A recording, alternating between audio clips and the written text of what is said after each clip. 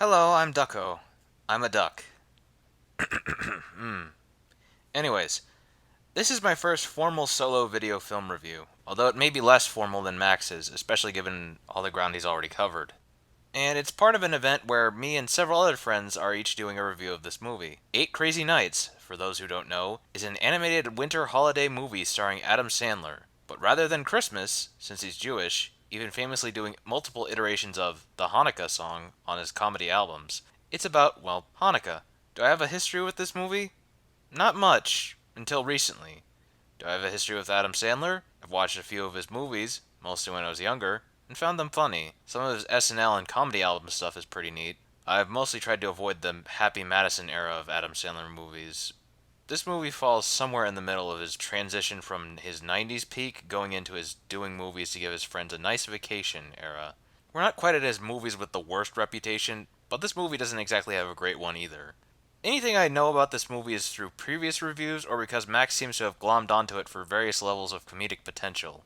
Indeed, the character of Whitey, an old man who tries to make Adam Sandler's character in this not an asshole, is a frequently impersonated character by our bowl cut wearing friend. He even made a whole series sort of springing from it. Certainly as far as constantly running inside jokes, this has brought me more amusement than Doug or the Black Order, though that's not saying much because the Black Plague has brought me more amusement than those things. But trust me, shampoo versus conditioner is comedic genius, both Max's version and the original Billy Madison iteration. So while I have seen some bits and pieces of this movie, I don't know the full experience. My guess is that this is some sort of Christmas Carol or It's a Wonderful Life sort of arc.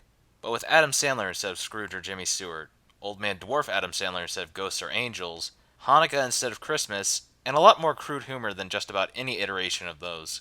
Let's see if this movie can do it for me, is a technical foul, or is just there. This film introduces us pretty quickly to the main focus of this movie, Davy Stone, who's a drunken asshole who doesn't like the holidays. Again, I've already heard that his main arc is becoming nicer over the course of the movie, and learning to appreciate Hanukkah, in this case, and those around him. Fairly standard holiday story, as I've mentioned. But let's see how they go about it through the whole movie.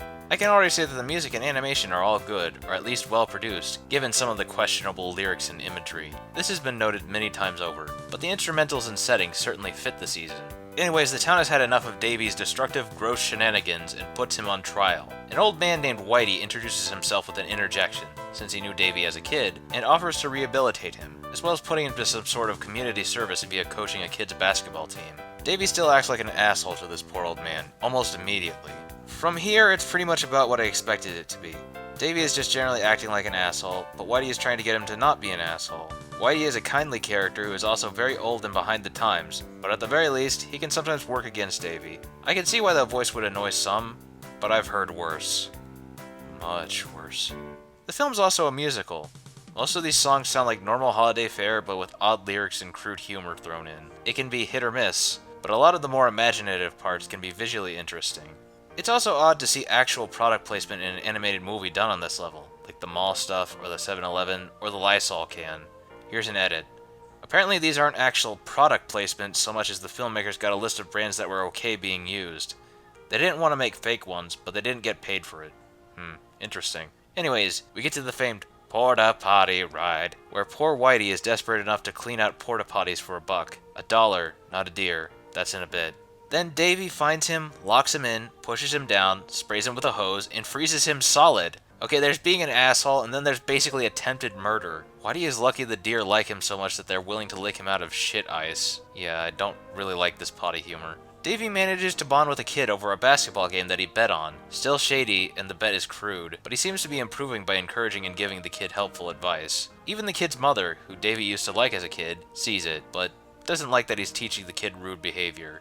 This leads to a flashback song about their past, showing Davy when he was nice, but they insert crude humor every other line. If it had a point other than interruption, it might be mildly funny, but it isn't, really.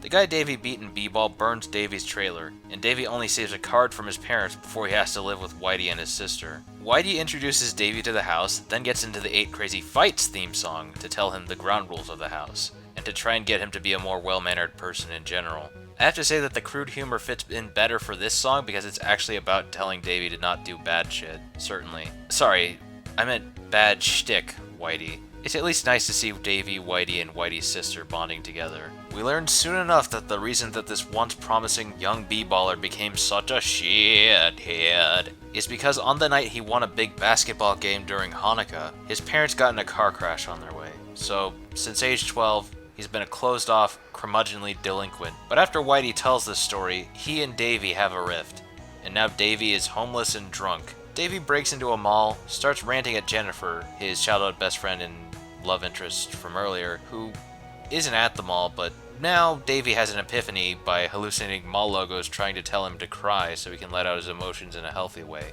But once he opens the Hanukkah card from his parents, he finally does it. I mean, yeah, that would probably do it more than the corporate logo hallucinations. But still, Davy broke into the mall, so the police are on the chase. But now, it's the Patch Awards thing, meant to award the nicest in the community. All goes alright, until I see a deer shitting. Why? Davy is trying to leave to New York, but the bus he's leaving on blows its tires. This gives Davy a moment to reflect, and he runs back to try to be nice to Whitey, to make up for all the things he did earlier, like attempted murder. I mean, good for Whitey if he can get over that, but still. The award goes to Jay Sherman, the critic! Wait, Max did this joke. I suppose the joke here is that it's somebody who has never been mentioned in the story up until now. The joke in the movie, I mean, not the review. Anyways, Davy advocates for Whitey, launching into a song where he laments his bad behavior towards Whitey, getting others to reflect on how they treated this gentle fellow like shit. Then bum biddy biddy biddy bum bum. Yeah, the song from here just goes into like people holding their hands in the air and going bum biddy biddy biddy bum bum. Not much else to say there. This Asian stereotype guy that's been going on throughout the whole movie doesn't really add much. Why have him? Or at least get an actual Asian person to play him? I don't know. Anyways, Whitey goes to the mall and cries over his treatment after he ran out before Davy's song. But now, Davy's gotten the whole town to come to Whitey, and now, Whitey gets the patch. And then, everybody starts giving him the patch. Now the community finally recognizes Whitey. Hooray! All is well for the Stranger Things kids. Surprisingly, this has some good emotional moments, animation, music, and decent acting from everybody involved. And in that case, the cast is surprisingly small. But it's often undercut by the crude humor being out of place, and Davy being an asshole throughout. Kind of the problem with Modern Family Guy when they try to make you feel. But at least this is one movie, rather than a constantly resetting TV show, so that arc gets to be finished. Indeed, this is about what I expected from a lot of what I've been seeing about this movie. It's the Christmas Carol sort of arc, where somebody hates the holidays, themselves, and people in general, but gets shown the error of their ways, just with shit-obsessed deer. So it's a mixed bag, but I guess not as bad as people say. And the director seems like a good sport about it, and he and Adam Sandler seem like nice enough people, as much as we here at Galaxy Video make fun of Sandler. All I can say now is, have a happy Hanukkah, Christmas, Kwanzaa, Ramadan, New Year's, any holiday you so wish. Ho ho ho.